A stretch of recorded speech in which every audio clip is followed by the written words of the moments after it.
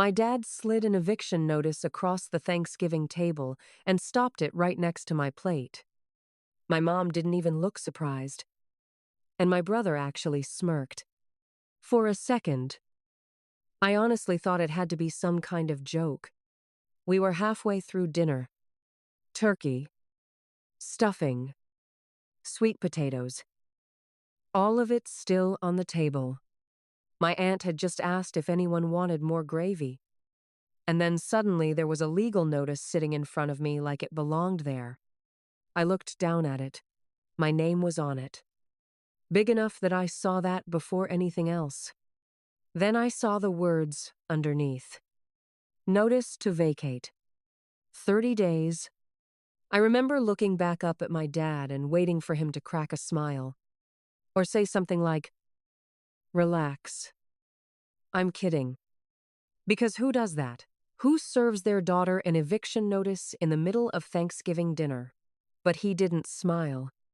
He just tapped the paper once and said, very calmly, "You've had enough time." Mara, that tone told me everything. He'd rehearsed this. I looked at my mom next.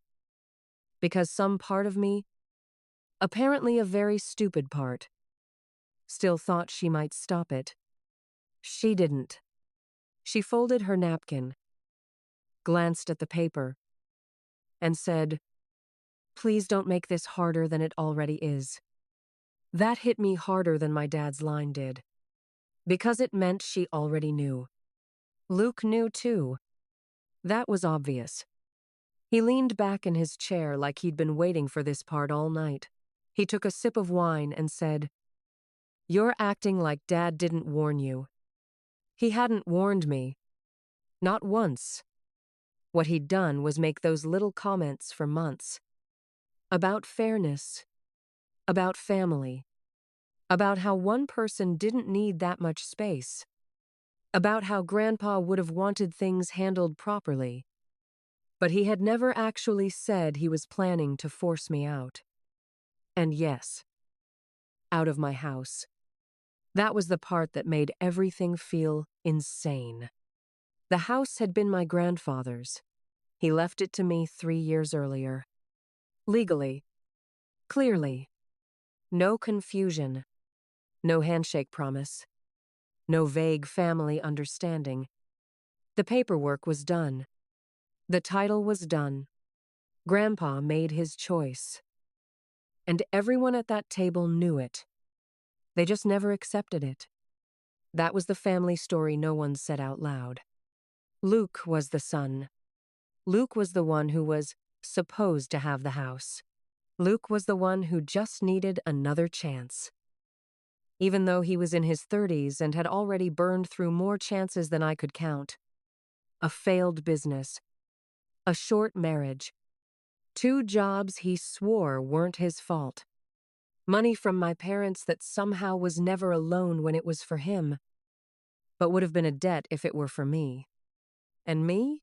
I was the practical one. The one who handled things. The one who didn't make scenes.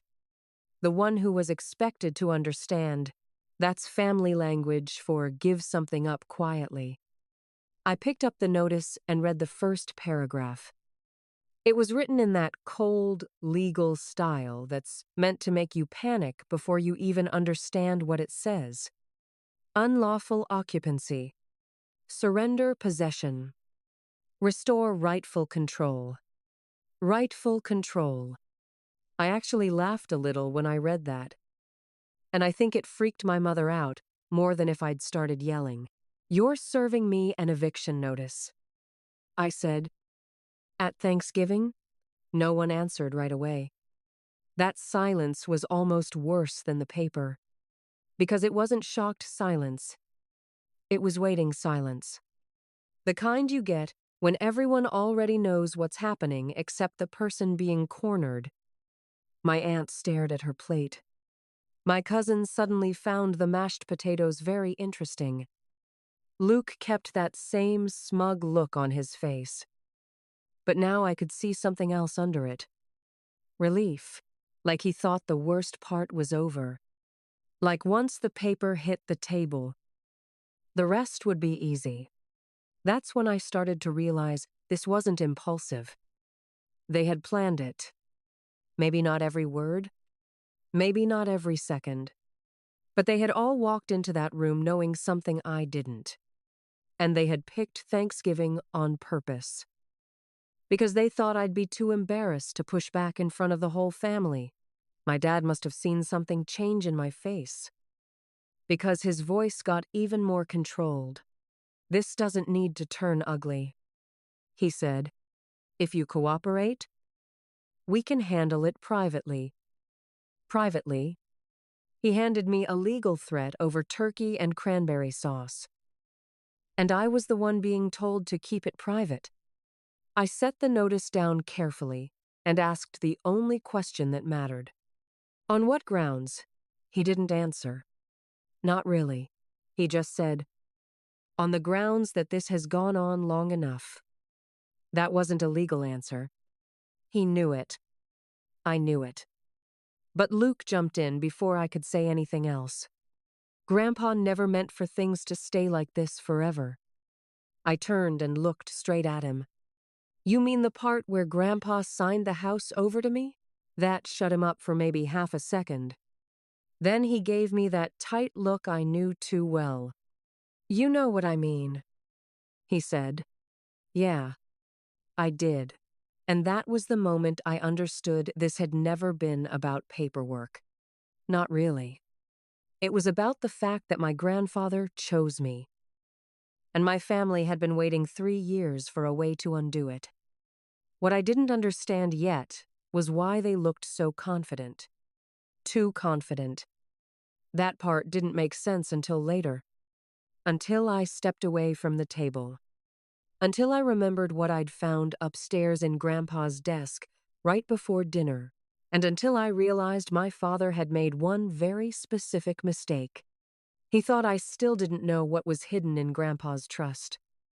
I stepped out onto the back porch with the eviction notice still in my hand. It was cold. Good. I needed something colder than the look on my father's face. Inside, I could still hear the table shifting around without me. Plates. Chairs. A fork hitting glass. Then quiet again. No one rushed after me. That told me plenty. They thought this would work. They thought I needed a minute. They thought I'd come back calmer, smaller, easier to manage. That had been my role in the family for years. Not the favorite. Not the disaster. The manageable one. The one who was supposed to understand. That word showed up all the time in my family. Understand. Be reasonable. Mara, you know how Luke is. This isn't worth a fight. Don't make it worse. Just let it go. In our house, be reasonable usually meant one thing. Give Luke what he wants and make it look like peace. I sat down on the old porch swing and looked at the notice again. Same law firm header. Same formal tone. Same phrases trying to make me panic before I even processed them. Notice to vacate. 30 days. Surrender possession. Surrender possession. Like I was a stranger in the wrong place. Not the legal owner. Not the granddaughter who had spent years helping keep that house standing. Not the one who knew which upstairs window jammed every winter and which breaker tripped if you ran too much at once. Just a problem to remove. That part hit harder than I wanted to admit. Not because I doubted the paperwork. I didn't. Grandpa had left the house to me. Properly. Clearly. No confusion. No family handshake nonsense. No vague promises over coffee. The documents were done. The transfer was done. The title was done. Legally. It was mine. Emotionally. To my family. It never had been. That was the real setup. The fight wasn't starting tonight. Tonight was just the first time they stopped pretending. I looked back through the kitchen window. I couldn't see the whole table, but I could see enough.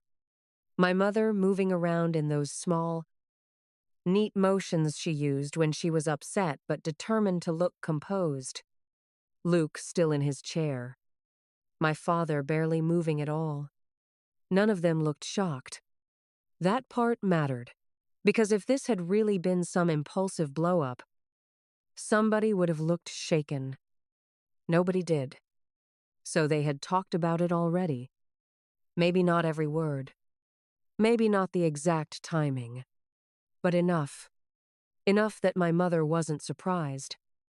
Enough that Luke smirked. Enough that my father had a lawyer draft language before handing it to me over turkey. That wasn't grief. That wasn't stress. That was planning. And once I let myself think that word, other things started lining up too. Luke, my older brother by 4 years. If you met him once, you'd probably think he was charming. Most people did. He was good in short bursts, funny when it helped him, relaxed when nothing was expected of him, wronged the second someone held him accountable. That was his talent. He could make irresponsibility feel temporary. And my parents, especially my mother, had spent years helping him do it. Luke didn't fail. He got unlucky. He got overwhelmed. He got the wrong boss. He got the wrong timing. He just needed a real start. That phrase had come up more and more in the past year. A real start. It always sounded harmless when my mother said it. Like help. Like support. Like family. But it never meant I was getting anything. It always meant someone wanted me to move aside. That was the family pattern in one sentence. Luke needed. My parents translated. I adjusted. I should have named that earlier. I didn't. That's on me too. I was too slow for too long. Too willing to believe there had to be one more decent explanation before I called something ugly what it was. That made me easy to corner. The porch swing creaked under me. I folded the notice once, then flattened it again. I kept staring at my name typed across the top. Mara Bennett? Typed like a warning. Typed like they wanted the formality itself to do some of the work. And it's almost had, not legally, emotionally, because even when you know something is yours, there's still a jolt when someone tries to take it back with a seal. A header. And the right phrases. That was what I was trying to shake off out there. Not confusion. Intimidation. The back door opened behind me. I didn't turn right away. I already knew who it would be. My mother never let my father handle the emotional mess after he created one. That was her role. She came in second. Softer. Sadder. More reasonable. Like the problem had already happened, and now she was just there to contain my reaction to it. You can't stay out here like this, she said. Not. Are you okay? Not. Your father shouldn't have done that. Just that. Like the real issue was now me being outside with my feelings. I turned and looked at her. Like what? She hesitated. That was always interesting with her. She rarely hesitated, unless she was choosing which version of the truth would serve her best. Upset, she said. I laughed once. Not because it was funny. Because my father had just served me an eviction notice in the middle of Thanksgiving dinner. And somehow the part she named was me being upset. That was her gift. She could always make my reaction sound more disruptive than the thing that caused it. I'm upset, I said. That's what worries you. Mara, no. Really? That's the problem for you. She stepped fully onto the porch then and pulled the door shut behind her. She crossed her arms against the cold and looked at me the same way she had looked at me after every argument since I was a teenager. Not like a mother checking whether her daughter was hurt. Like someone checking whether a situation was still salvageable. This doesn't have to become bigger than it already is, she said. There it was again. Containment. That was the real family value. Not honesty. Not fairness. Not loyalty. Containment. Keep it inside. Keep it quiet. Keep Luke protected. Keep me cooperative. I folded the paper once more. Did you know? I asked. She didn't answer right away. She looked past me into the yard. That was answer enough. That's not a fair question, she said, which meant yes. I let the silence sit there. Then she tried the softer route. Your father is trying to deal with a difficult situation. What situation? Another pause. You know this arrangement was never going to last forever. Arrangement. That word did more than make me angry. It clarified everything. She meant my home. The house Grandpa left me. The house I paid taxes on. The house I had been living in legally for years. My arrangement, that was when something shifted in me. Because this wasn't Luke whining in the background anymore. This wasn't a few manipulative comments and one ugly dinner stunt. They had built language around this. Situation. Arrangement. Fairness. Proper process. They had already found words that let them talk about taking my house without admitting that was what they were doing. And then I remembered the folder. Right before dinner, my mother had sent me upstairs for candles. I opened Grandpa's desk looking for matches and found a folder under some older tax papers. It had my father's name on it, and the trust attorney's letterhead. I'd only skimmed the top page before she called everyone to the table. At the time I thought I'd come back later. Now later felt stupid. I stood up. My mother noticed immediately. What are you doing? I slipped the folded notice into my coat pocket.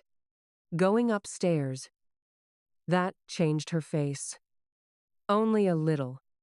But enough. Dinner is still on the table, she said too quickly. Now I knew. Maybe she didn't know exactly what was in Grandpa's desk. Maybe she did. But she knew enough not to want me reading it tonight. And for the first time since the paper hit the table, I stopped feeling blindsided. I started feeling watched. That was better. Because being blindsided makes you freeze. Being watched makes you think. I reached for the handle. My mother moved half a step sideways, then stopped herself. What if we just finish dinner first? She asked. That was the wrong line. Too careful, too eager, too obvious. I looked straight at her and said, You really don't want me in Grandpa's study right now, do you? She didn't answer. She didn't have to. I opened the door and went back inside, knowing two things for certain. The eviction notice wasn't the whole move. And whatever Grandpa had left behind, they were already afraid of it. If you asked my family when this started, they'd probably say it started after Grandpa died. That would be neat. It would also be false. By the time my father handed me that notice, the real story was already years old. Not one giant betrayal. Smaller ones. Repeated ones. The kind people dismiss because each one sounds petty on its own. That was how my family worked. Luke got grace. I got expectations. He was 4 years older than me. And somehow that had always translated into him being treated like potential and me being treated like structure. If he messed up, he needed support. If I held things together, I could handle more. If he forgot something, he was overwhelmed. If I forgot something, I was slipping. It sounds small when you say it fast. It never felt small living in it. By the time we were adults, the pattern was fixed. Luke was the one who still had time to figure himself out. I was the one who was supposed to understand. That word came up constantly. Understand. You understand he's under pressure. You understand how sensitive he is. You understand this is hard for your father. You understand we're all just trying our best. It always meant the same thing. Take the hit quietly. Luke had charm. I'll give him that. He knew how to be warm for 10 minutes at a time. Funny when he wanted something. Laid back when someone else was doing the work. Injured the second anyone expected consistency from him. My father admired him for that confidence. My mother excused him for everything else. There was always a new explanation. Wrong time. Wrong partner. Wrong boss. Bad break. Needs a real start.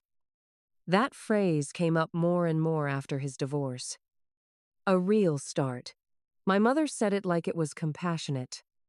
What she meant was, someone else should pay for his next attempt. Usually that someone was me. At least indirectly. Not because they asked me for cash every week.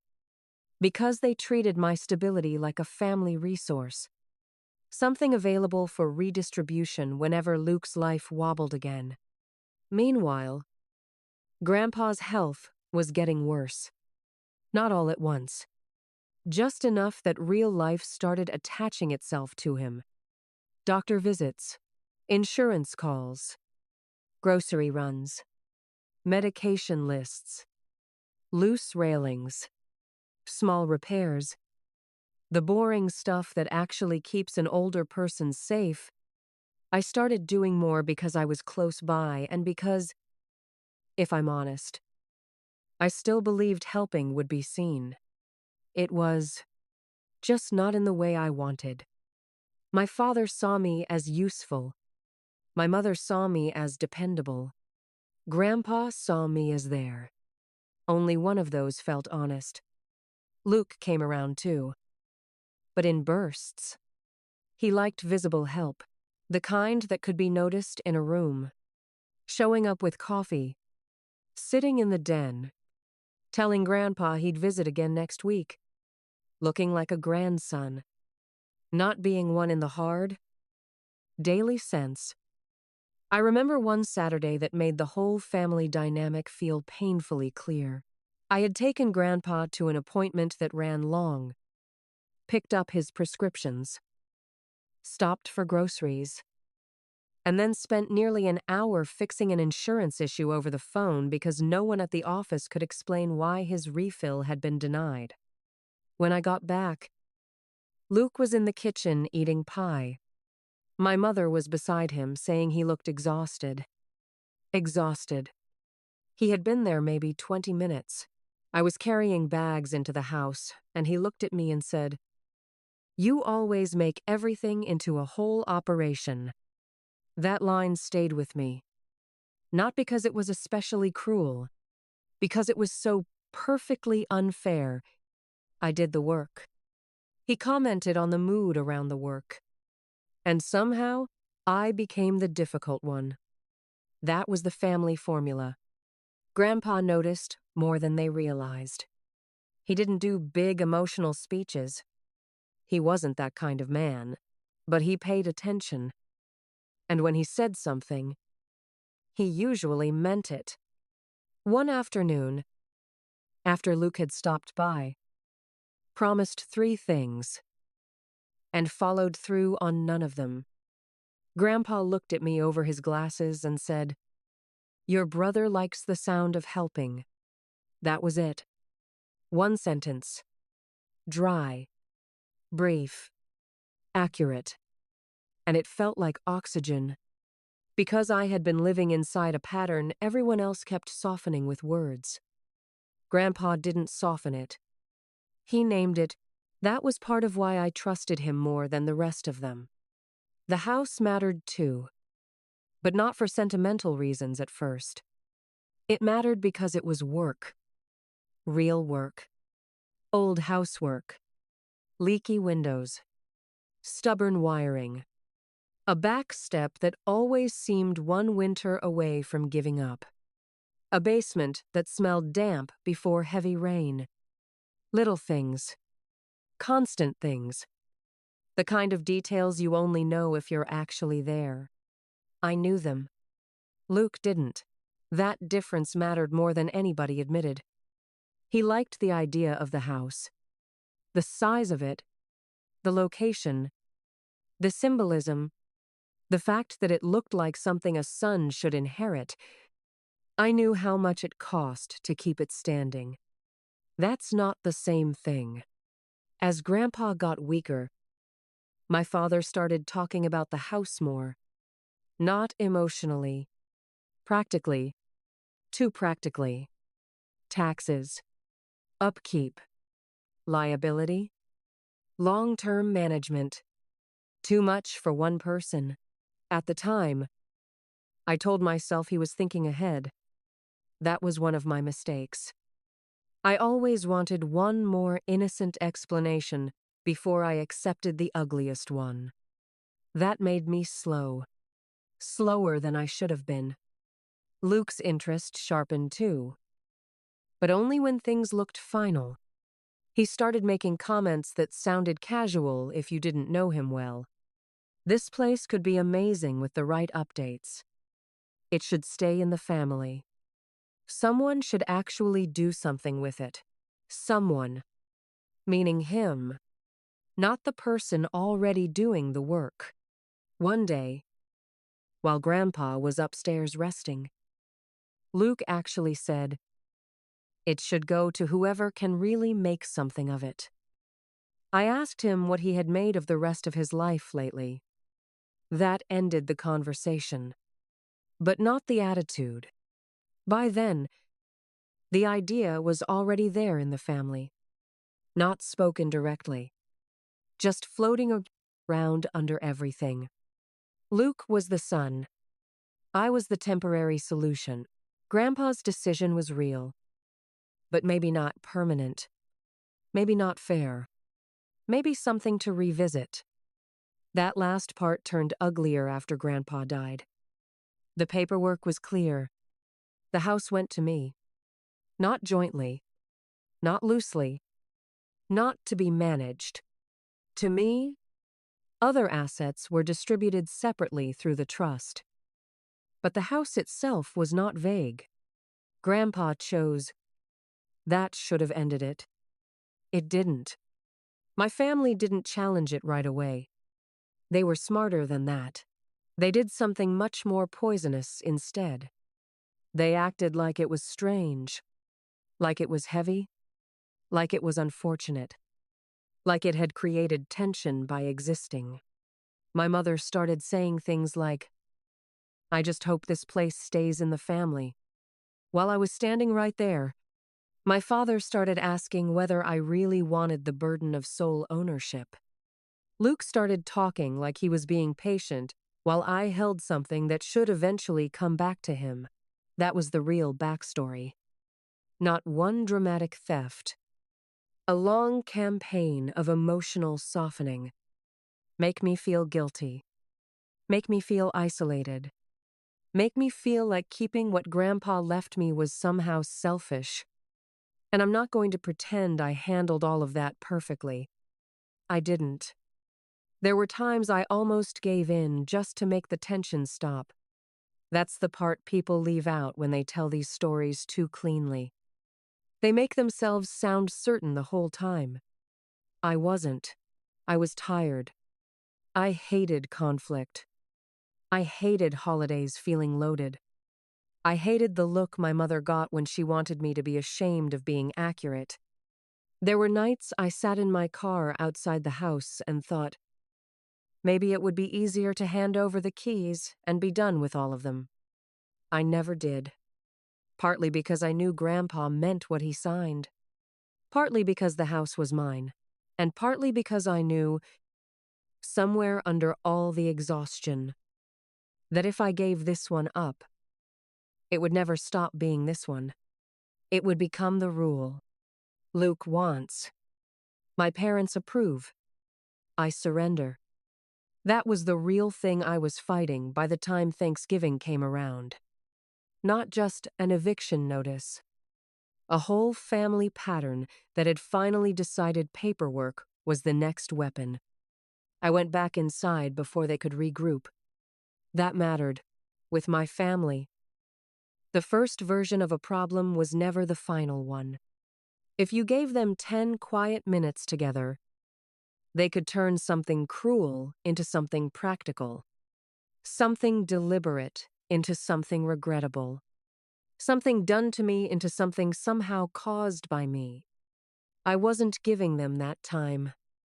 The kitchen felt too warm after the porch. Turkey, butter, wine, all of it still sitting there like we were having a normal holiday dinner. No one was eating now. They were waiting.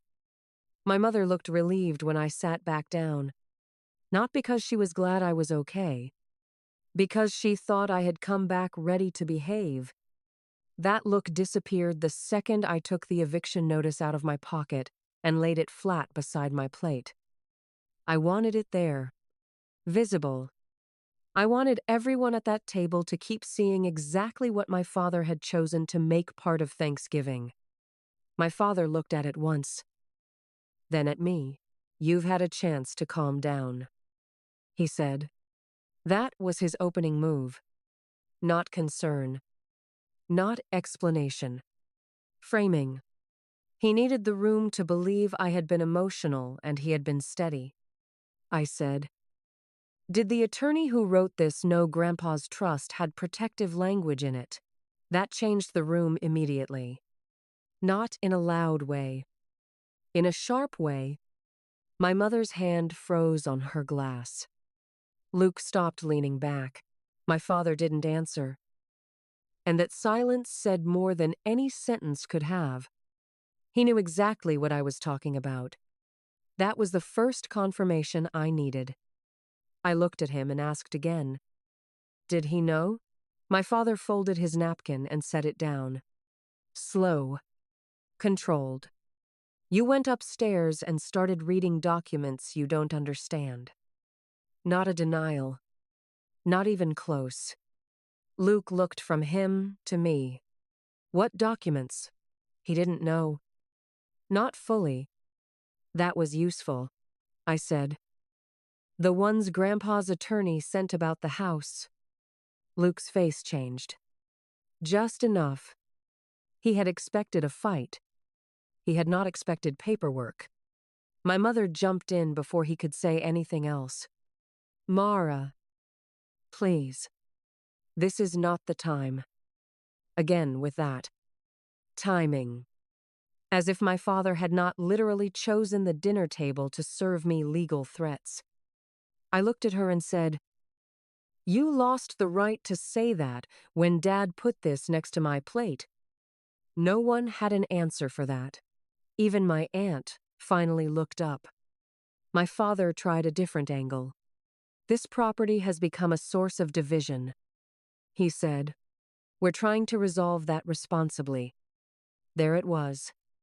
Not the house is yours. Not Luke needs somewhere to live. Not we want control. Just division. Just responsibly. Just language designed to blur ownership until it sounded negotiable. I said, "You mean you want me out?" Luke leaned forward. "You're twisting this." I turned to him. Am I? He didn't answer. Because he couldn't. Because the notice was right there. Because whatever softer family words they had been using in private, they had now crossed into something formal and ugly. My mother tried again. Voice low and hurt. No one is trying to do this to you. I actually looked down at the notice, then back at her. You're all standing right here while it happens. That landed harder than I expected. My cousins stared at the table. My aunt looked like she wanted to disappear. Luke looked irritated. But underneath it, I could see something else now. Uncertainty? Good. That meant he didn't have the whole story. I turned back to my father. You knew there was language in the trust about interference. This time, he answered, that language is subject to interpretation. That was the moment everything shifted for me. Because if he had believed he was safe, he would have said it didn't apply. If he had believed the attorney was on his side completely, he would have said the matter was already settled. He didn't. He said interpretation, which means doubt, which means risk, which means he knew exactly where the weak spot in his plan was. Luke heard it too. What language? He asked. Sharper now. Dad ignored him. That told me even more. Not just that Luke didn't know, that Dad had not wanted him to know. Interesting. And dangerous. Because people like Luke are easy to use as long as they think the outcome is simple. The second they feel like someone hid the real risk from them, they stop acting like allies and start acting like victims. I stood up. Slowly this time. Not storming out. Not making a scene. Just making it impossible for anyone to pretend the conversation was over. My father's voice dropped half a step. Sit down. No. That word sounded strange even to me. Not because I had never said it before. Because I had almost never said it without explaining it. That was what changed more than anything else that night. I stopped explaining. My mother saw it too. Mara, if you keep pushing this, you are going to make everything worse. I looked at her and said, worse than trying to remove me from a house Grandpa left me? Again? No answer. There was nowhere left for them to hide except abstraction. And abstraction only works while the room still wants to be polite. Mine didn't. I picked up the notice and folded it once. Then I looked straight at my father. What exactly are you trying to do before I read the rest of what's upstairs? That was the cleanest question I'd asked all night. And it hit him. His face didn't change much. It never did. But his timing did. The pause was longer this time. Too long. My mother answered for him. Which was even better. You are not going back up there tonight. There it was. Clearer than anything else they had said. Not don't overreact. Not let's talk later. Not this is a misunderstanding. A direct line. Do not go upstairs. The mistake with people like my mother is that when they finally get scared, they stop softening things enough. They reach too quickly for control. And the second they do that, the whole emotional disguise falls off.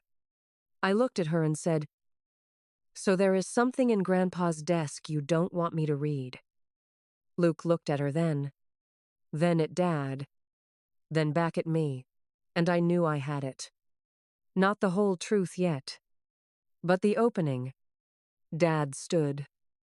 Not fast. Not dramatic. Still. He stood. This conversation is over. I almost laughed. That sentence had ended arguments my whole life. It used to work because everyone in the family agreed he got to decide when discomfort was finished. But discomfort wasn't the issue anymore. Evidence was, I said, no. Dinner is over. This is just getting started. Then I turned and walked toward the stairs. No one stopped me immediately. That was the final confirmation I needed. Because if there had really been nothing upstairs, they would have let me go and made me feel foolish afterward. Instead, I could hear my father push back his chair behind me. Fast. And that was the inciting moment. Not the notice. Not even the argument. This, my father moving after me, because there was something in Grandpa's study he needed to reach before I did. I got to the study first. Barely. The hall light was on. But the room itself was dim. Grandpa's desk sat against the far wall exactly where it always had. Lamp. Folders. Reading glasses. The little wooden tray where he kept stamps. Spare keys. And paper clips, like all three, mattered equally. I went straight to the top drawer. Open. Not wide. Just enough. And I knew I had not left it that way. That tiny gap made my stomach drop harder than the eviction notice had, because it meant someone had already been here after I found the file. I pulled the drawer fully open. The folder was still there, but it had been moved. Tucked farther under the other papers. Crooked now. Like someone had shoved it back fast and hoped that would be enough. There was also a second stack on top of it that definitely hadn't been there before. My father reached the doorway right then. He saw the drawer open, saw the folder in my hand, and for the first time all night, he stopped trying to look calm before he spoke. Put that down. Not please. Not let's talk. Just a command. I didn't listen. I pulled the folder out and opened it. He stepped into the room. Mara. I kept reading. The first page was a letter from Grandpa's trust attorney confirming an amendment request. The wording was dry. The way legal letters always are. But two phrases hit immediately. Protective distribution language. Interference with residential transfer. I read both twice. Then I heard my father say, "Sharper now. You don't understand what you're looking at." Still not a denial. Just the old family move again. Make me doubt my right to interpret what was in front of me. I looked up at him and said, "Then explain it." He didn't. That told me enough. He took another step in. Not close enough to grab the papers. Close enough to change the air in the room. That was another thing my father relied on. Proximity. Presence. The feeling that if he stood there long enough and kept his voice level, eventually everyone else would start deferring to him out of habit. That habit had carried him for years. Not tonight. I turned the page. The next section was clearer. It referenced the primary residence, named the trust, and described the right of the trustee to review or suspend distributions if any beneficiary attempted to pressure, displace, or interfere with the lawful transfer of residential possession. Pressure, displace, interfere. My pulse went hard in my throat. That wasn't vague. That wasn't abstract. That was close enough to an eviction notice that even my half-shaking brain could see the shape of it. My father saw something change in my face and tried a new tactic. "Your grandfather was upset near the end," he said. People around him influenced him. There it was. Not fully direct, but close enough. I stared at him, because if there had still been any part of me holding on to the idea that he was just being controlling or overreaching, that line killed it. This wasn't about fairness. This wasn't about maintenance. This wasn't about family logistics. He was trying to lay the groundwork for the idea that Grandpa had been swayed, pressured, maybe even manipulated by me. And yes, I know what the implication was because he knew I'd hear it without him needing to say it cleanly. That was always how he preferred to work. Say just enough. Make me feel the accusation. Let me do the rest of the damage to myself. For one ugly second. It worked. Because grief and guilt are weird, even when you know what someone is doing. Part of you still flashes through every late-night conversation, every doctor visit, every time you were in the room when they weren't, and wonders how that looks from the outside. That second passed. Then I got angry. Not loud, angry. Clear, angry. I said, "You are not doing this." His jaw tightened. "I'm stating facts." "No," I said. "You're trying to rewrite them." That landed harder than I expected. Because it was true, and because my mother had just appeared behind him in the hall and heard it. "Mara," she said, in that low, warning tone she used when she wanted a whole room to feel she was the only adult left in it. "This is getting out of control." There she was. Exactly on cue. Always second wave.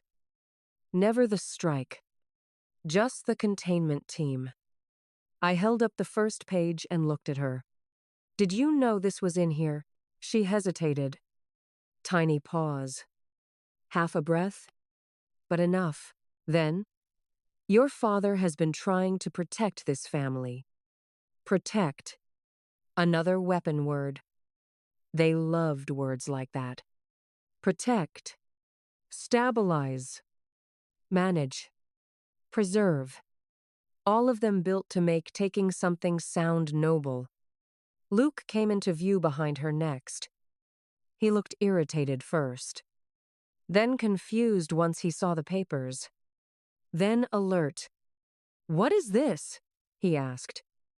I said, "A trust amendment Grandpa made because he expected interference." That word hit him.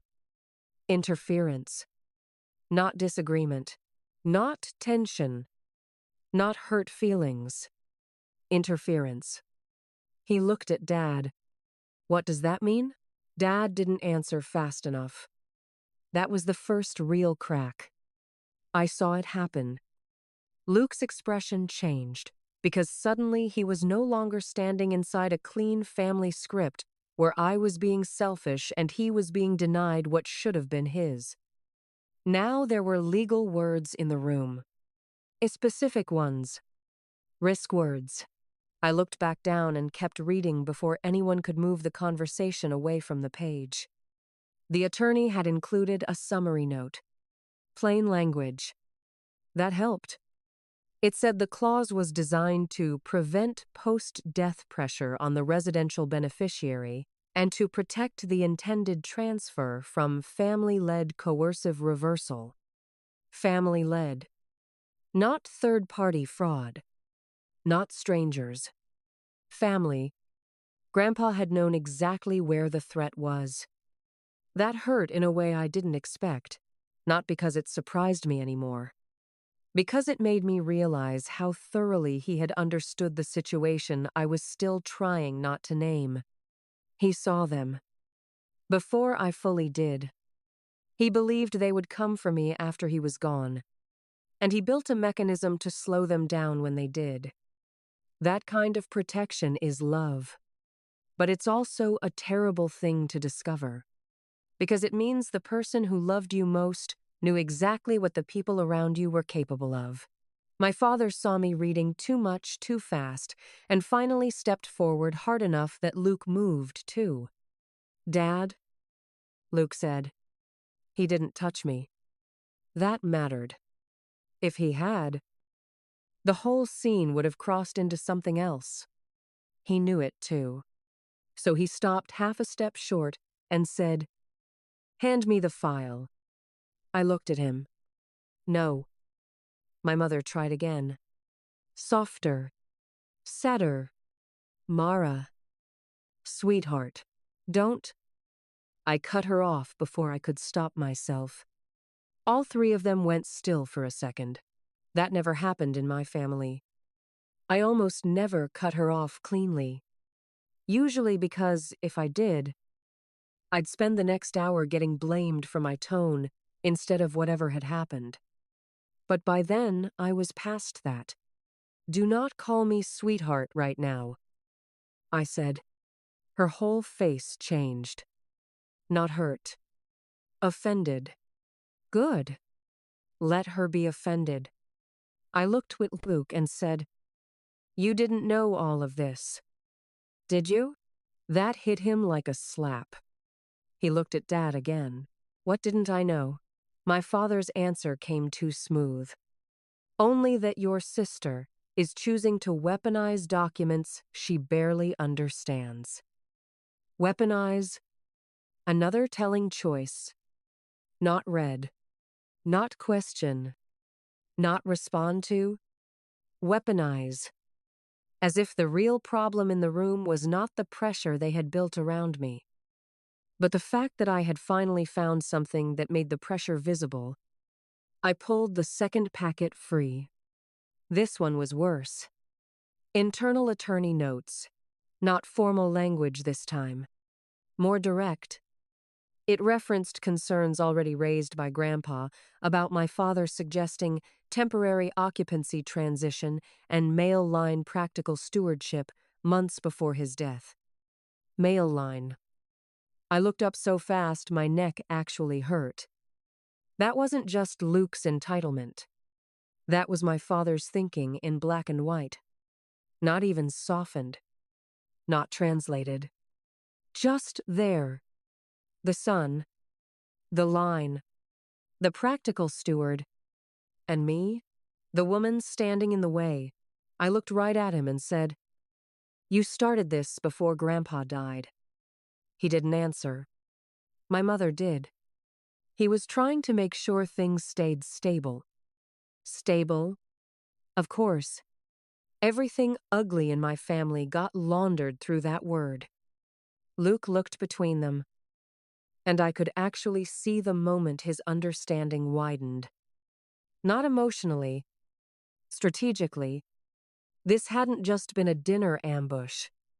This had been groundwork. Months of it. Maybe longer. And if that was true, then my father hadn't just made a bad call that night. He had been trying to root around Grandpa's decision before Grandpa was even gone. That's when Luke asked the question I hadn't expected. Can this hit the rest of the trust? There it was. Not, "Did you really do this?" Not, "Why didn't you tell me?" Not even, "What about Mara?" Straight to cost. So yes, he was still Luke. But it didn't matter. Because the question itself cracked the alliance open. My father said, "Only if people make this bigger than it needs to be." There was that conditional again. Not no. Not impossible. Only if. That was enough. Luke took a step back. My mother heard it too. I could tell because the whole Peacekeeper Act started slipping. Her face had gone thin. Tense. Less soft. More calculating. They were no longer all managing me. They were starting to manage each other. That was the escalation. That was the true one. The room stopped being 3 against 1. It became 4 people recalculating from different fears. Me, what exactly had they done? Luke, how much could this cost me? My mother, how far can this still be contained? My father, what has she seen? And how fast can I shrink it? I folded the note and slid it back under the attorney packet. My father saw that and said, "Lower now. If you walk out of this room with those, you are forcing consequences you cannot control." That line was supposed to scare me. Instead, it clarified everything. Because he was no longer saying I was wrong. He was saying this had consequences. Real ones. Which meant I wasn't imagining the danger. And I wasn't the only one at risk anymore. That was when my phone buzzed in my coat pocket. Every person in the room looked at me. I didn't reach for it yet. I just held the file in one hand and looked at my father. For the first time all night, he wasn't trying to convince me I was confused. He was trying to stop the next step before it happened. And that told me more than anything else had. Whatever came next, he was afraid of it. I pulled my phone out and looked at the screen. Caldwell's office. After hours callback. And suddenly my father moved. Fast. Not enough to grab the phone. Just enough to prove he wanted to. Do not answer that here. That was the single most honest sentence he had said all night. Because it wasn't wrapped in anything. No process. No concern. No family language. Just fear. Fear of an outside record. Fear of a witness who didn't belong to the family hierarchy. Fear of facts leaving the room before he could reshape them. I looked at the screen, then at him, and I answered, "Hello?" My voice sounded steadier than I felt. There was a pause. Then a man said, "Ms. Bennett, this is Alan Caldwell. I'm returning your message." I turned slightly away from the room. Not because I trusted them to stay back. Because I wanted the next few words to be clean. "Yes," I said. "Thank you for calling. Are you safe right now?" That question hit harder than I expected. Not because I thought anyone in the room was going to hurt me physically. Because it was the first question all night that acknowledged what had happened to me without rewriting it. I said, "Yes. I'm in my grandfather's study. My father served me an eviction notice tonight. And I found trust documents about interference with the transfer of the house."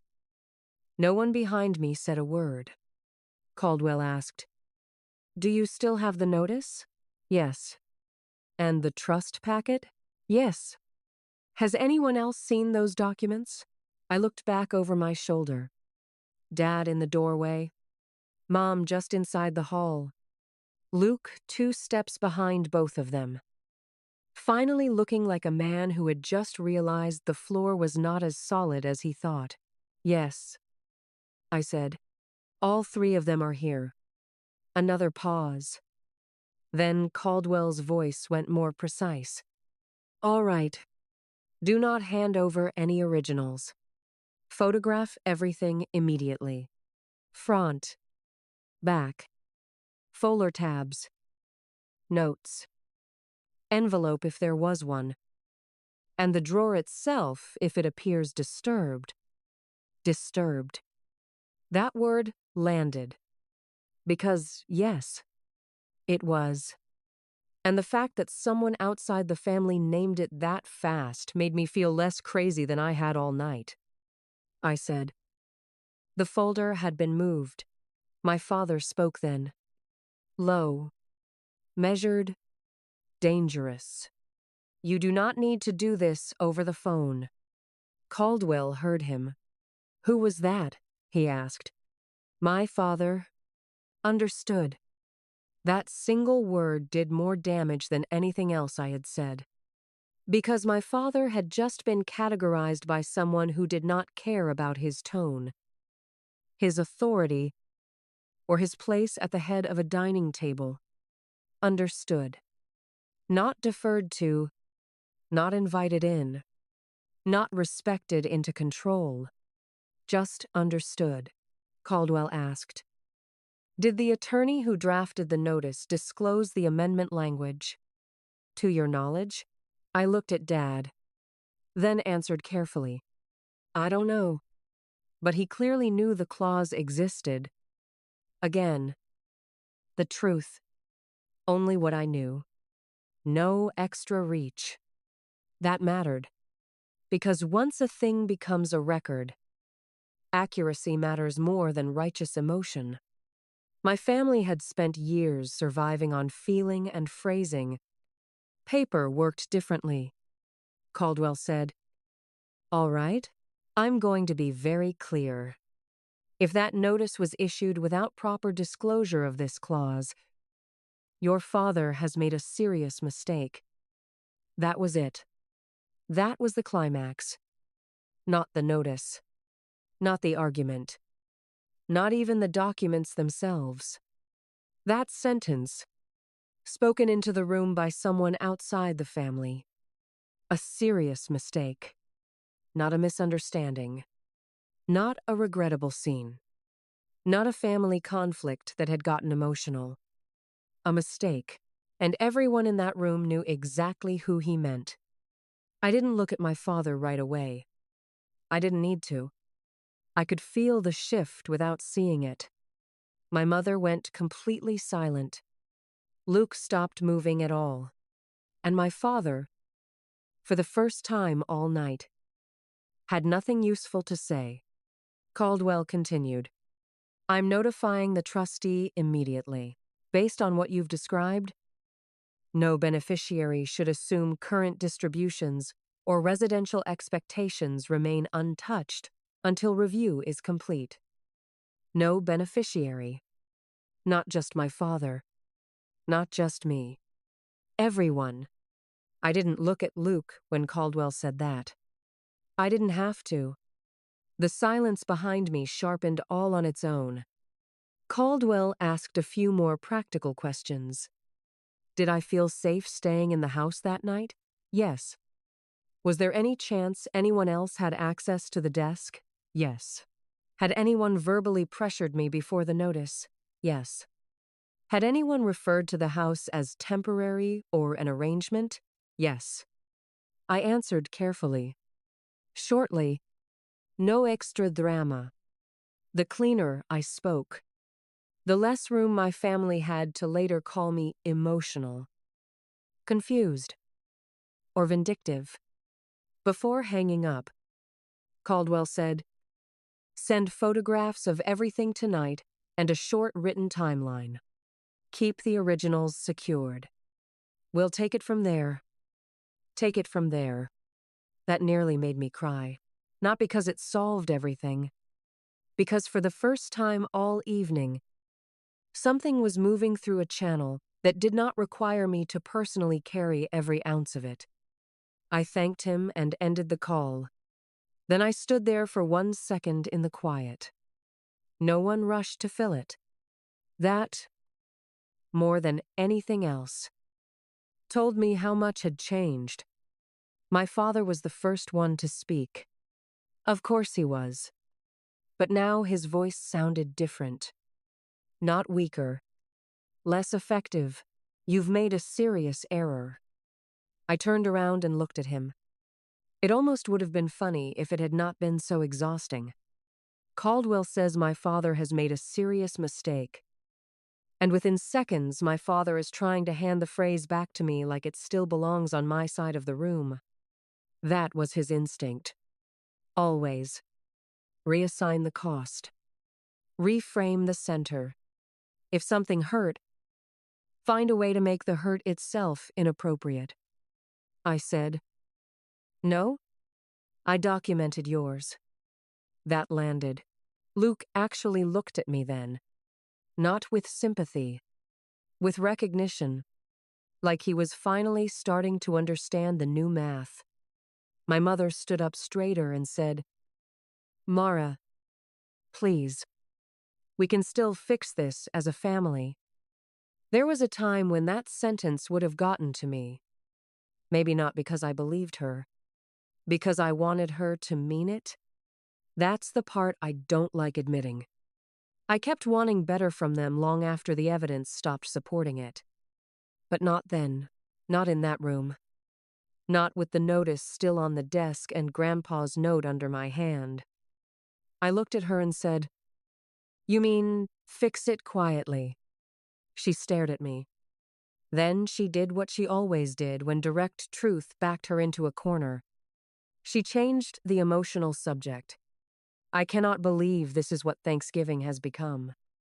I almost laughed. There it was. Not what your father did. Not what was hidden.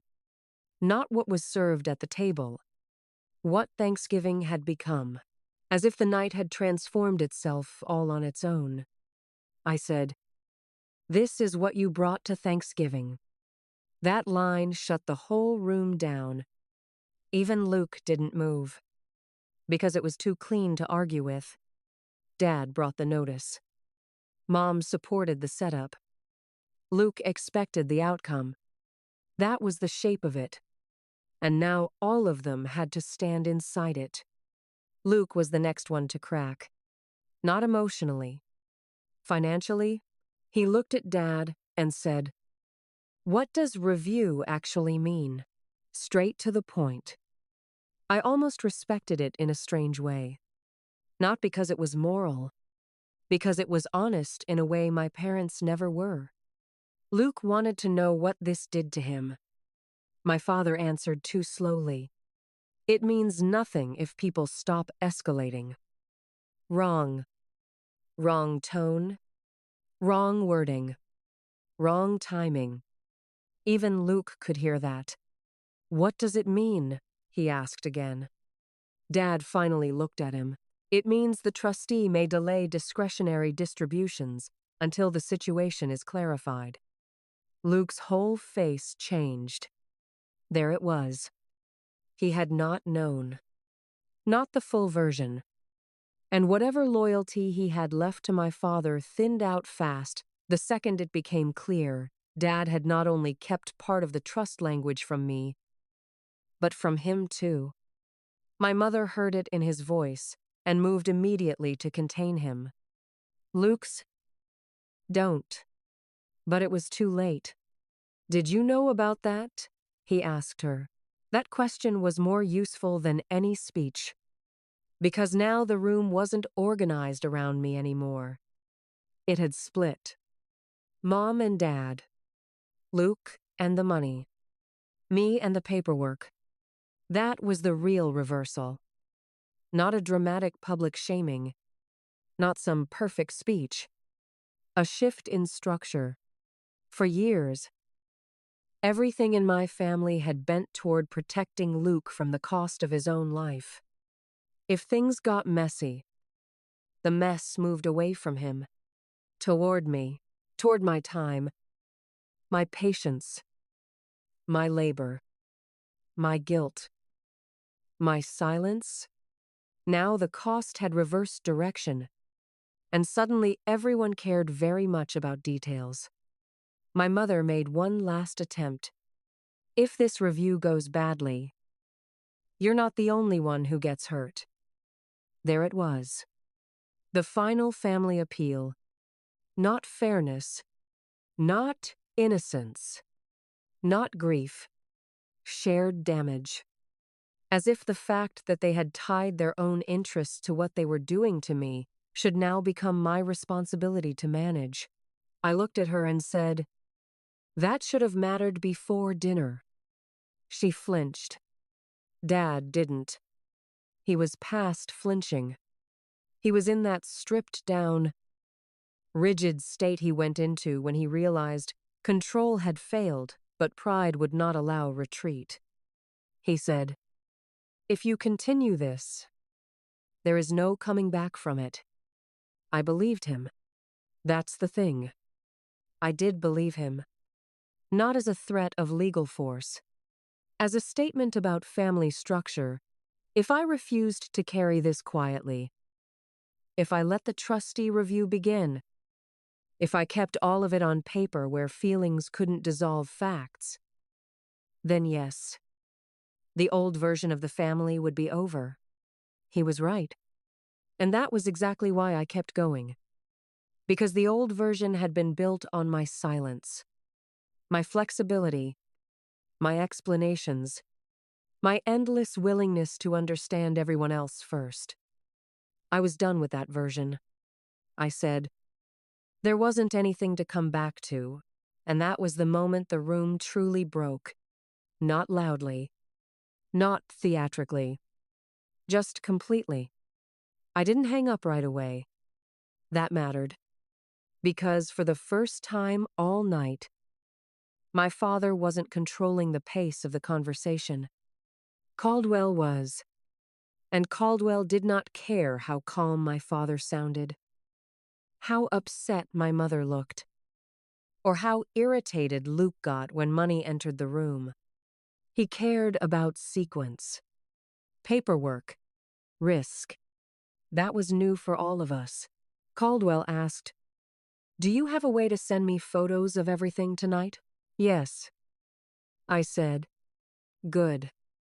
Do that immediately after we get off the phone. Then lock the originals somewhere private. Do not leave them in the study." I looked around the room. My father was still in the doorway.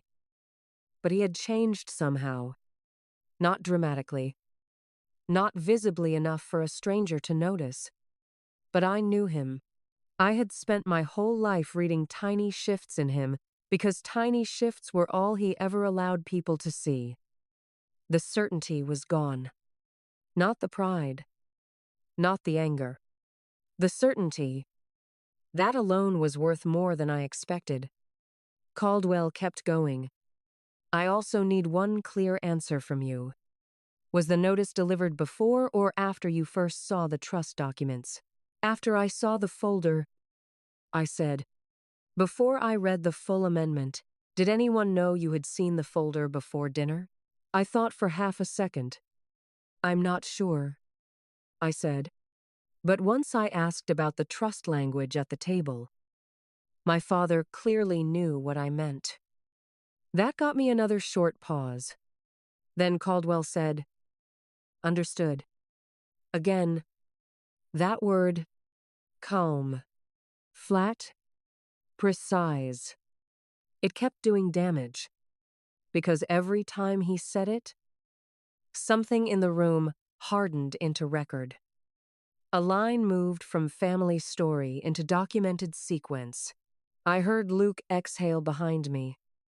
Then Caldwell said the sentence that changed the whole second half of the night.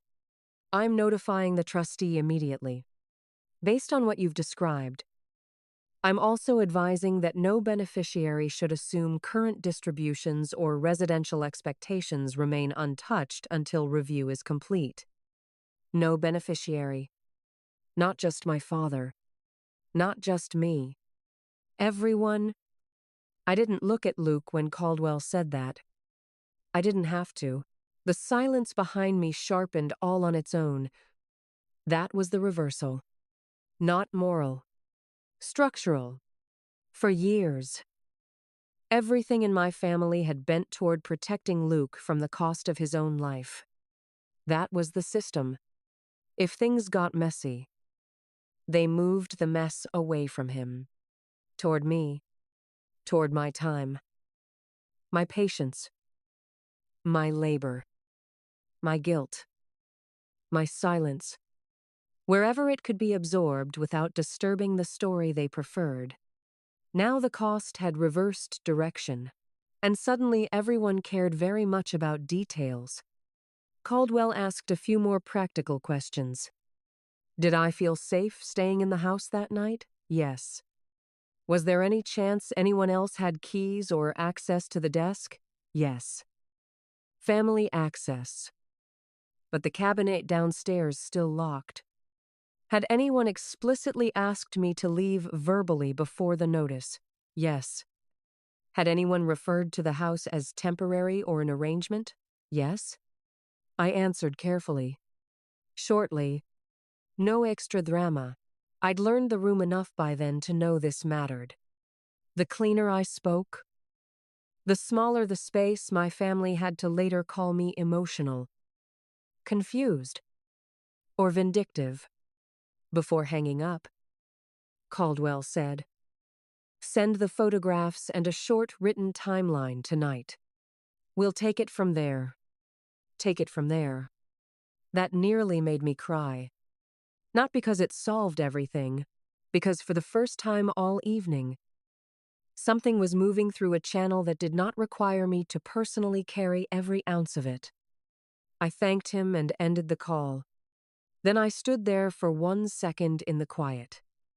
No one rushed to fill it. That more than anything else, told me how much had changed. My father was the first one to speak. Of course he was. But now his voice sounded different. Not weaker. Less effective. "You've made a serious error." I turned around and looked at him. It almost would have been funny if it had not been so exhausting. "Caldwell says my father has made a serious mistake." And within 60 seconds, my father is trying to hand the phrase back to me like it still belongs on my side of the room. That was his instinct. Always. Reassign the cost. Reframe the center. If something hurt, find a way to make the hurt itself inappropriate. I said, "No. I documented yours." That landed. Luke actually looked at me then, not with sympathy, with recognition, like he was finally starting to understand the new math. My mother stood up from Grandpa's chair too quickly and said, "Mara, please. We can still fix this as a family." There was a time when that sentence would have gotten to me. Maybe not because I believed her, because I wanted her to mean it. That's the part I don't like admitting. I kept wanting better from them long after the evidence stopped supporting it. But not then. Not in that room. Not with the notice still on the desk and Grandpa's note under my hand. I looked at her and said, "You mean, fix it quietly?" She stared at me. Then she did what she always did when direct truth backed her into a corner. She changed the emotional subject. "I cannot believe," she said, voice shaking just enough to sound wounded, "that this is what Thanksgiving has become." I almost laughed. There it was. Not what your father did. Not what we planned. Not what was hidden. Not what was served at the table. What Thanksgiving had become. As if the night had transformed itself all on its own. As if nobody had pushed it there. I said, "This is what you brought to Thanksgiving." That line shut the whole room down. Even Luke didn't move. Because it was too clean to argue with. Dad brought the notice. Mom supported the setup. Luke expected the outcome. That was the shape of it. And now all of them had to stand inside it. Luke was the next one to crack. Not emotionally. Financially. He looked at Dad and said, "What does review actually mean?" Straight to the point. I almost respected it in a strange way. Not because it was moral, because it was honest in a way my parents never were. Luke wanted to know what this did to him. My father answered too slowly. "It means nothing if people stop escalating. Wrong, wrong tone, wrong wording, wrong timing." Even Luke could hear that. "What does it mean?" he asked again. Dad finally looked at him. "It means the trustee may delay discretionary distributions until the situation is clarified." Luke's whole face changed. There it was. He had not known. Not the full version. And whatever loyalty he had left to my father thinned out fast the second it became clear Dad had not only kept part of the trust language from me, but from him too. My mother heard it in his voice and moved immediately to contain him. "Luke, don't." But it was too late. "Did you know about that?" he asked her. That question was more useful than any speech. Because now the room wasn't organized around me anymore. It had split. Mom and Dad. Luke and the money. Me and the paperwork. That was the justice before the official justice. The family line had finally cracked under pressure. My mother said, "Your father was trying to protect everyone." Luke gave the shortest, bitterest laugh I've ever heard from him. "No. He was trying to manage everyone. That one surprised all of us. Including him." I think. Because once it was out there, he looked almost startled by his own honesty. My father went very cold. Be careful, he said. That line would have shut Luke down on most nights. Not this one. Luke looked back at him and said, You told me this was handled. Dad didn't answer. That was answer enough. I picked up the eviction notice from the desk and folded it slowly. Not because I was trying to be dramatic, because I wanted to keep my hands busy and because the paper itself had gone from being the weapon to being evidence. That felt right. A weapon turned evidence. That was the whole night. My mother tried once more. She turned to me. And for the first time, there was actual desperation under the softness. If this review goes badly, you're not the only one who gets hurt. There it was. The final family appeal. Not fairness. Not innocence. Not grief. Shared damage. As if the fact that they had tied their own interest to what they were doing to me should now become my responsibility to manage. I looked at her and said, That should have mattered before dinner. She flinched. Dad didn't. He was past flinching. He was in that stripped-down, rigid state he went into when he realized control had failed but pride would not allow retreat. He said, If you continue this, there is no coming back from it. I believed him. That's the thing. I did believe him. Not as a threat of legal force, as a statement about family structure. If I refuse to carry this quietly, if I let the trustee review run, if I kept it all on paper where feelings couldn't dissolve facts, then yes, the old version of the family would be over. He was right. And that was exactly why I kept going. Because the old version had been built on my silence, my flexibility, my explanations, my endless willingness to understand everyone else first. I was done with that version. I said, There wasn't anything to come back to. That was the hardest sentence I said all night. Not because it was clever, because it was true. There's a difference between losing a family and admitting you've been holding together a structure that only called itself family when you were useful to it. I took the documents with me when I went downstairs. Not to the porch this time. To Grandpa's den. He kept a locking file cabinet there. And I still had the key on my ring. I put the originals inside. Locked it. And took pictures of the lock and cabinet just in case. Then I sent everything to Caldwell. The notice, the amendment, Grandpa's handwritten note, the moved file, the folder labels, a short timeline, nothing dramatic, just the sequence. That was enough. I could still hear voices upstairs. Lower now. Tighter. My mother's voice first. Then Luke's. Then my father's. So low I couldn't make out the words. That was the strangest part of the whole night to me. Not the legal call. Not the documents. The fact that for once, I was not the person running after the family noise trying to contain it. I stayed where I was. That was new. And it felt better than revenge. Because revenge still centers the people who hurt you. This felt different. This felt like stepping out of range.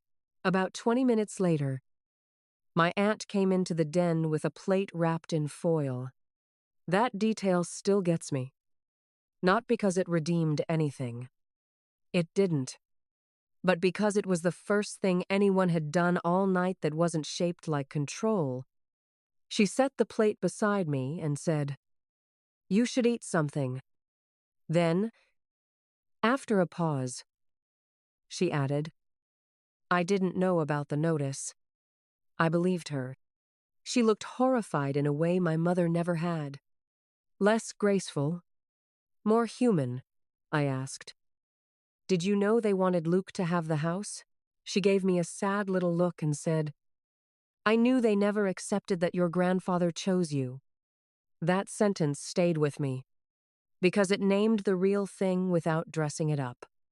Not fairness, not practicality, not concern. Chose you. That was what my father could never forgive. Not the paperwork, the choice. And once I understood that, the rest of the night stopped feeling random. Everything after that moved faster than my family liked and slower than I did. Caldwell confirmed receipt of the documents. The trustee was formally notified. The notice was dead in practical terms almost immediately. But the review was not. That was the real reversal. Not a speech, not a public shaming. A review. Dates. Documents. Questions. Explanations my father would have to give in rooms that did not already belong to him. That was justice in our family. Cold. Delayed. Earned. And for the first time in my life, I was not the one being asked to make it easier for everyone else. The house was quiet after they left. Not peaceful. Quiet. There's a difference. Peace feels earned. This felt more like the air after a storm has passed through and taken half the branches with it. Nothing is moving anymore. But you still have to walk the yard and see what's broken. That was me that night. Still sitting in Grandpa's den, phone on the coffee table, locking cabinet shut, Thanksgiving dinner cold in the kitchen. My whole body finally realizing it had been braced for hours. I didn't cry right away. That surprised me. I thought I would. I thought the second the front door closed behind the last of them, I'd fold up and lose an hour to shaking and crying and all the delayed feelings I had been holding off while documents and calls and wording still mattered. Instead, I just sat there, still, listening. Their exits had been different. My aunt left quietly, with a hand on my shoulder and a sad look she didn't know what to do with. My cousin left without saying much at all. Luke left angry. Not at me. Not exactly. At the situation. At the money. At the fact that, for once, he had not been fully briefed before stepping into something designed for his benefit. He slammed the front door on the way out, which felt very on brand. My mother stopped in the hall on her way to the door and looked at me like she wanted one last chance to reshape the night, to soften it, to put it back into family language. She didn't find one. My father was last. Of course he was. He stood in the front hall with his coat on and said, "This isn't over." I believed him, but for the first time in my life, that sentence didn't make me feel smaller. Because no, it wasn't over, but it also wasn't his anymore. That was the difference. After the house settled, I got up and checked the locks. Front door, back door, side entry, basement door. It wasn't really about safety. Not in the obvious sense.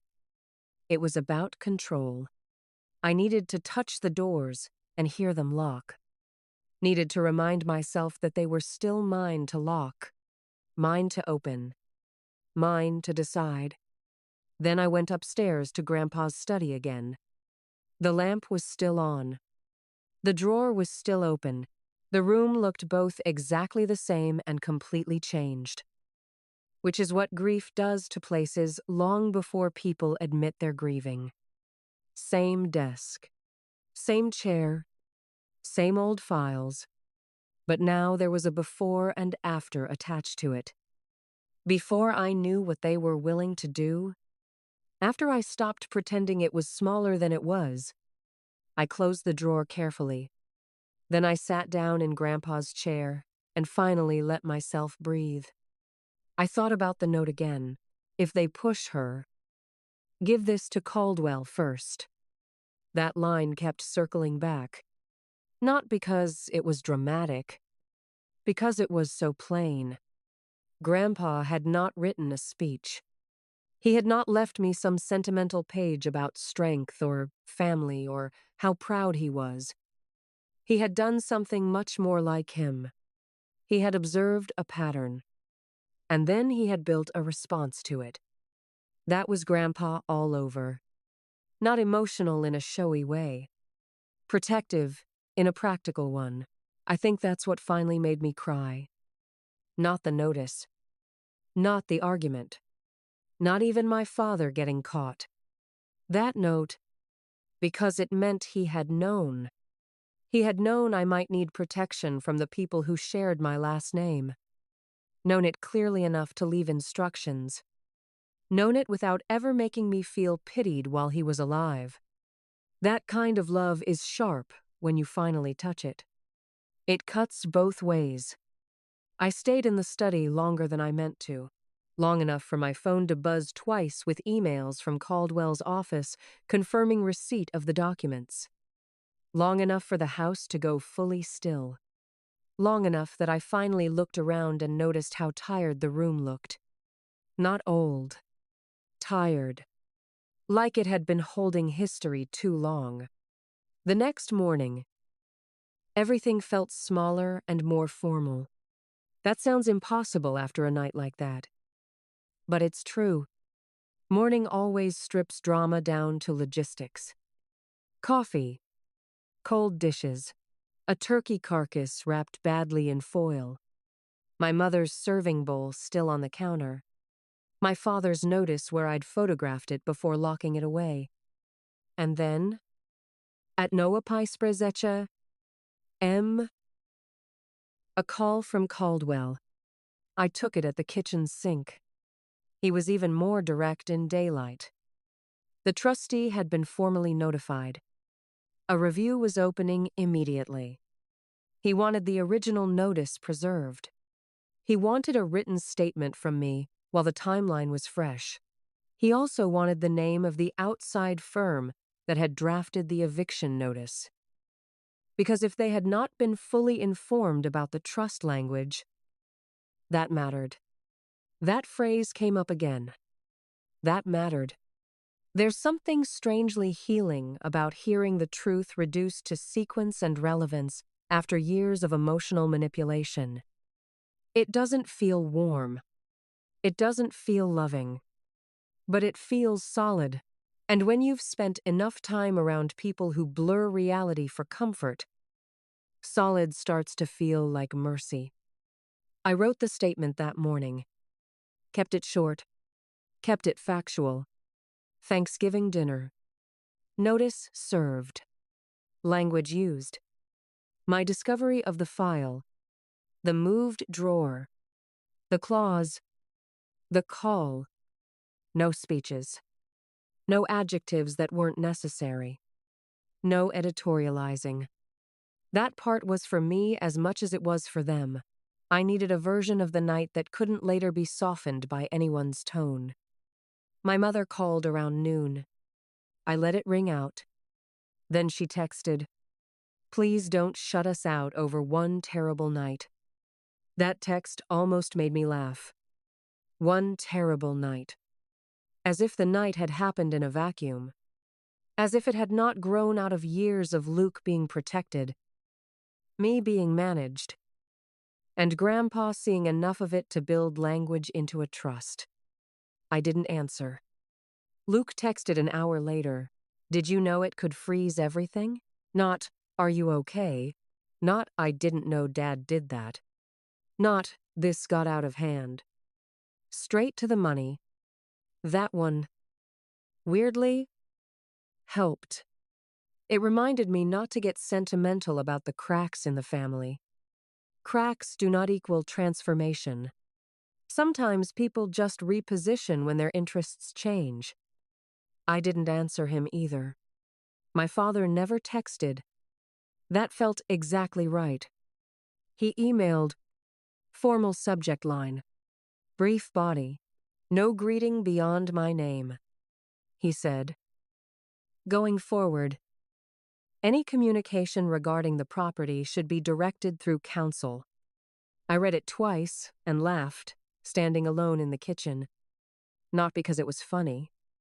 Because after a lifetime of being expected to process everything through emotion, implication, and guilt, my father had finally moved the whole thing onto paper. Where he was weakest, where Grandpa had already beaten him. That was the real reversal. Not that I got some huge scene where he apologized or admitted anything or fell apart in front of the family. Men like my father almost never give you that. And honestly, if you wait for that kind of justice, you'll waste years. The justice was procedural. The notice died immediately. The house stayed mine. The trustee review kept moving. Questions got asked that my father did not get to answer through my mother's voice or Luke's self-pity or the old family hierarchy. Dates, timing, disclosure, intent. The exact sequence of when the outside attorney had been contacted and what trust language had or had not been shared. I never got every detail of those conversations. I didn't need them. The outcome told me enough. The distributions that had once seemed like automatic future money for Luke were no longer automatic. My father's control over the story was gone. My mother, for the first time I can remember, could not smooth something over because the people involved were not trying to preserve dinner. They were trying to establish a record. That is a terrible kind of justice if what you want is warmth. It is an excellent kind of justice if what you want is truth. A week later, I had the locks changed. Not because anyone had tried to come back, because I was done leaving symbolic doors open for people who had mistaken access for ownership. The locksmith was a quiet guy in his 50s who didn't ask questions. He just took the old locks off, set the new hardware down on the mat, and said, "You want all of them rekeyed to the same code?" I said yes. Then I stood there in the cold and watched him work and realized that for the first time in months, maybe years, I wasn't waiting for the next family conversation to decide how steady I felt. That was new. So was the silence. My mother tried 2 more times after that. Once by phone, once with a handwritten note in the mail that somehow managed to make herself sound heartbroken and bewildered without ever naming what my father had actually done. I didn't answer either one. Not because I wanted revenge, because I finally understood something I should have understood much earlier. Access is not love. Being included at the table is not the same as being protected there.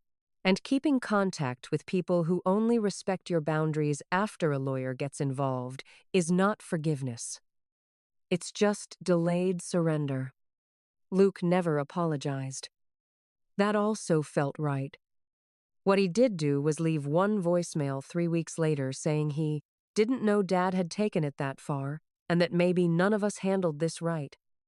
None of us. I deleted it before the end. Because by then I was done with shared language for other people's actions. I had spent years helping my family speak in a way that kept blame soft and mobile. I wasn't doing that anymore. The truth was simple. Grandpa left me the house. My father tried to force me out of it. My mother helped him dress it up as fairness. My brother expected to benefit. Grandpa had already seen enough to build protection into the trust. And when I stopped trying to be manageable, the whole thing collapsed into the paperwork it should have been living in all along. That's the story. Not the prettier one, the real one. And if you want to know how it ended emotionally, not legally. It ended more quietly than people expect. No reunion. No dramatic final dinner. No speech where I finally got to say everything and watch them all sit in stunned silence. That kind of ending belongs to fiction. This one belonged to life. The house got quiet again. The study stayed mine to open. The porch still creaked when I sat on the swing. Thanksgiving passed, then Christmas, then a winter that felt longer than usual. And every time I paid a bill, fixed something small, or unlocked the front door after work, the same thought came back. Not that I had won, that I had stopped cooperating with my own removal. That was enough. More than enough. Because in the end, the line Grandpa left behind did what it was supposed to do. It didn't save me from being hurt. It saved me from being erased.